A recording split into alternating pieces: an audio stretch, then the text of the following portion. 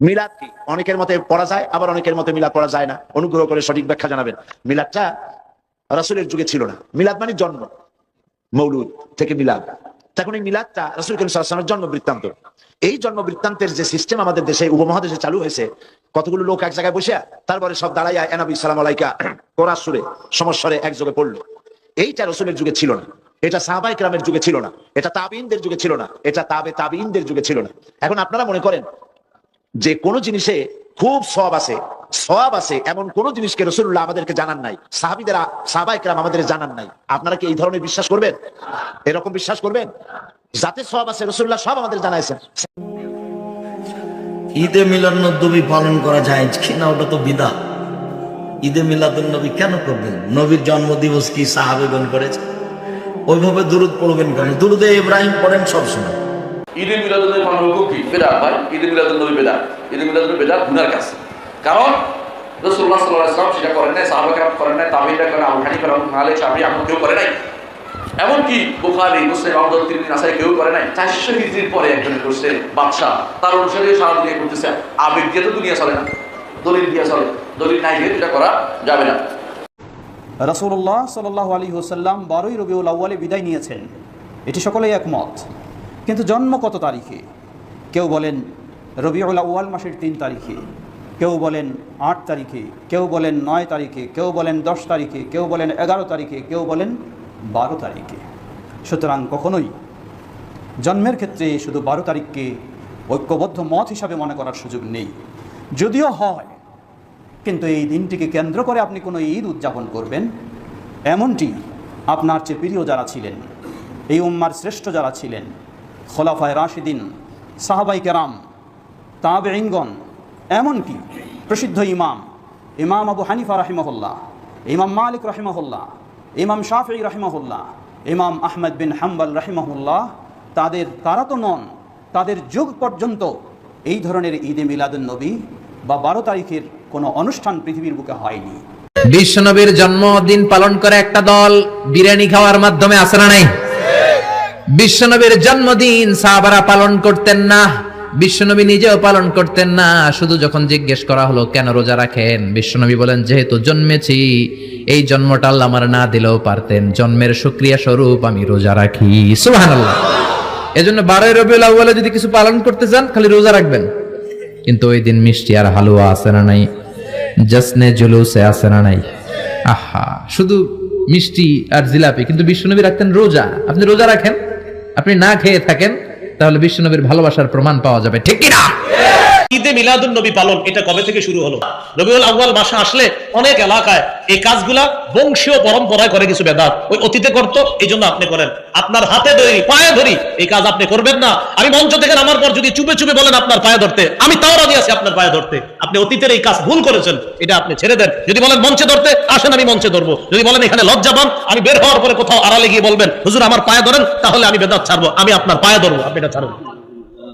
আল্লাহর কসম করে বলছি, এখানে আসলে এখানেই পায়ে ধরবো, আসেন না। আপনি তো জাহান্নামী কাজ করতেছেন, আল্লাহর সেই কাজ করেন না। বেদাতকে সমর্থন করেন না, বেদাতের মধ্যে নিজেরা জড়িয়ে যাবেন না। আল্লাহ আমাদেরকে হেফাজত করেন। যে ভালোবাসার যত দাবিদার চারিদিকে দেখা যায়, রবিউল আউয়াল মাস আসলে জেগে ওঠে। ভালোবাসার ওই দাবিদারদেরকে আমরা স্পষ্ট বলতে চাই, রাসূলুল্লাহ সাল্লাল্লাহু আলাইহি ওয়াসাল্লামের ভালোবাসা 12 মাস। রাসূলুল্লাহ সাল্লাল্লাহু আলাইহি ওয়াসাল্লামের ভালোবাসা প্রতি রাত প্রতিদিন। রাসূলুল্লাহ সাল্লাল্লাহু আলাইহি ওয়াসাল্লামের ভালোবাসা প্রতি ঘন্টা প্রতি মিনিট প্রতি সেকেন্ড। রাসূলুল্লাহ সাল্লাল্লাহু আলাইহি ওয়াসাল্লামের ভালোবাসা সুন্নাত অনুসরণের মধ্যেই নিহিত। ভালোবাসলে অনুসরণ করতে হয়, অনুসরণ করলেই ভালোবাসা প্রমাণিত হয়। এজন্য শুধুমাত্র শব্দের উপরে শব্দ, ঈদের উপরে আরো ঈদ, ঈদের উপরে আরো ঈদ, একেবারে আয়াত সাইয়্যিদুল আয়াত, আয়াতের উপরে আরো আয়াত, আরো কিছু যদি কেউ লাগানো হয়, এই দাবিদারদের কাছে আমাদের স্পষ্ট যে রাসূলুল্লাহ সাল্লাল্লাহু আলাইহি সাল্লামের একটা সুন্নাত আপনি হাতে কলমে নিজ নিজ অনুসারীদের মধ্যে প্রমাণ করে দেখান, আমরাও আমাদের অনুসারীদের মধ্যে রাসূলুল্লাহ সাল্লাল্লাহু আলাইহি সাল্লামের সুন্নাত প্রমাণ করে দেখাবো ইনশাআল্লাহ। ময়দানেই প্রমাণ হবে রাসূলুল্লাহ সাল্লাল্লাহু আলাইহি সাল্লামের সুন্নাতের অনুসারী, ভালোবাসার প্রকৃত অনুসারী কারা। নামাজের খবর নাই, দাঁড়ায় দাঁড়ায় মুতে ঢিলা কুলুপ নেয় না, আর এই দিন আসলে ফালাফালি করে মিছিল করে। বাংলার জমিনে এমন কিছু আশেখ রাসূল দেখবেন আজকে জুমার নামাজও পড়ে নাই, কিন্তু ওই ঈদে মিলাদুন্নবীর মিছিল করার জন্য, জিলাপি খাওয়ার জন্য টানাটানি আছে না নাই? নামাজে কিন্তু আসে নাই, আছে না? অভাব নাই। সারা জীবন হালাল হারামের কোনো তোয়াক্কা করে না, নামাজের কোনো খবর নাই, ফরজের কোনো খবর নাই, তাহাজ্জুদের খবর নাই, ফজরের নামাজের খবর নাই, সুদ ঘুষের খবর নাই। শুধুমাত্র ঈদে মিলাদুন্নবী কবে আসবে আর রাস্তায় মিছিল করতে হবে, অথবা রাত্রিবেলা একটা মিলাদ দিতে হবে, মসজিদের সামনে গেটে জিলাপি রাখা থাকবে, বাস আড়াই পাশে জিলাপি নিয়ে নবী রাসূলের মহাব্বতকে একেবারে কলিজার মধ্যে নিয়ে বাড়িতে যায় ঘুম। এশার নামাজের খবর নাই, আছে না এরকম? ফজরের নামাজের খবর নাই, এসা পড়তে পারে কারণ রাত্রিবেলা আসে। শুনেন, এটার নাম রাসূলের মহাব্বত না। তোমার ভিতর রাসূলের সুন্নাত নাই, রাসূলের খাতমুন নবুওয়াত নিয়ে কাজী আলী টানাটানি করে তোমার কোনো প্রতিবাদ নাই, রাসূল নিয়ে ব্যঙ্গ করে তোমার প্রতিবাদ নাই, রাসূলের সামনে আঘাত করে তোমার প্রতিবাদ নাই, আম্মাজান আয়েশাকে নিয়ে কথা বলে তোমার প্রতিবাদ নাই, খানকায় বসে থাকো আর রবিউল আউয়াল আসলে তোমার ইশকে রাসূল তুমি আটকে রাখতে পারবে না।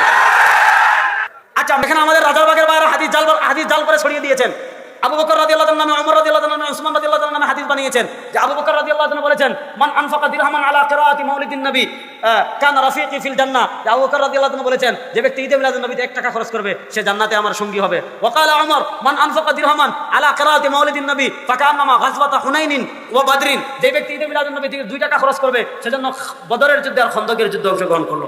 এই হাদিসগুলো নির্ভেজাল জাল, এই হাদিসগুলো নির্ভেজাল।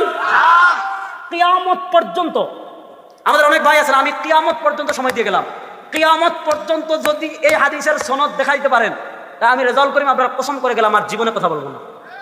বলে সবচাইতে বড় ঈদ ঈদে মিলাদুন নবী আছে না নাই? নবী বললেন সমস্ত ঈদ বাতিল করলাম, 2টো ঈদ দিয়ে গেলাম। আর আমাদের সমাজে তৃতীয় একটা ঈদ তৈরি হয়েছে, ওটা নাকি সবচাইতে বড় ঈদ। নবী যে 2টো দিয়ে গেল সেটা ছোট হয়ে গেল, আর আমরা যেটা তৈরি করলাম সেটা হয়ে গেল বড়। সমস্ত ঈদের শ্রেষ্ঠ ঈদ, সবচেয়ে বড় ঈদ নাকি ঈদে মিলাদুন নবী। নবী বলছে 2টো ঈদ, আমি তৈরি করলাম আর একটা ঈদ, এটাকে আবার বড় আমি লাগিয়ে দিলাম। ভাই বলেন তো এই এখতিয়ার আমাদের আছে? কথা বলেন।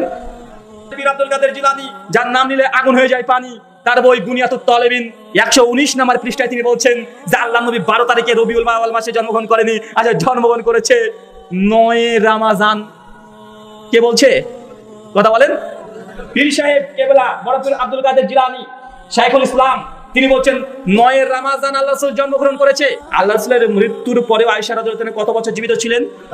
45 বছর। তাহলে আমাদের আয়েশা কমপক্ষে কতটা রবিউল আউয়াল মাসে 12 তারিখ পেয়েছে? কমপক্ষে 45টা পেয়েছে নবীর মৃত্যুর পরে, ওফাতের পরে। তো আমাদের আয়েশা কি আমাদের চেয়ে নবীকে কম ভালোবাসতেন? কথা বলেন। নিঃসন্দেহে না। তার ভালোবাসা নবী হিসেবে ভালোবাসা, স্বামী হিসেবে আবার ভালোবাসা। চিন্তা করতে পারা যায়?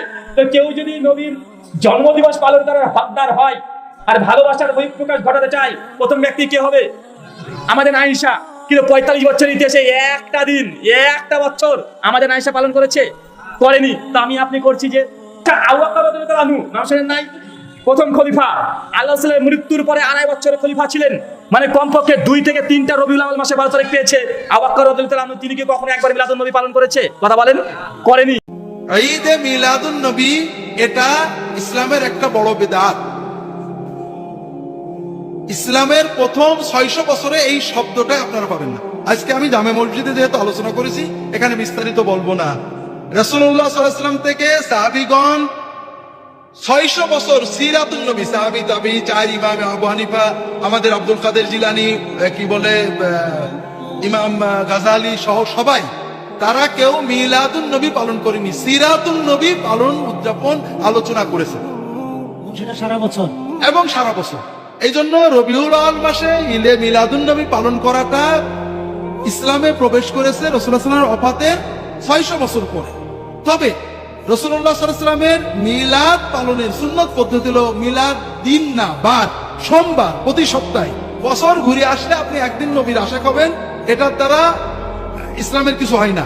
এটা ইহুদি খ্রিস্টানদের সিস্টেম, আমরা নিছি। আপনি প্রতি সপ্তাহে সুযোগ পেলে সোমবারের দিন রোজা রাখবেন।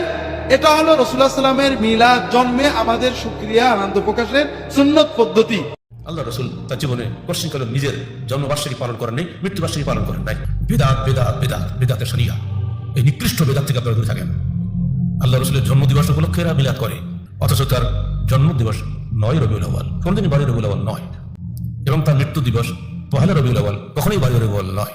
জ্যোতির্বিদ্যাও দেখা গেছে যে ওই সময় ওই 12 রবিউল আউয়াল কোনদিন সোমবার ছিল না, 9 রবিউল আউয়ালটাই ছিল সোমবার, আর সোমবারটাই সহিহ হাদিস।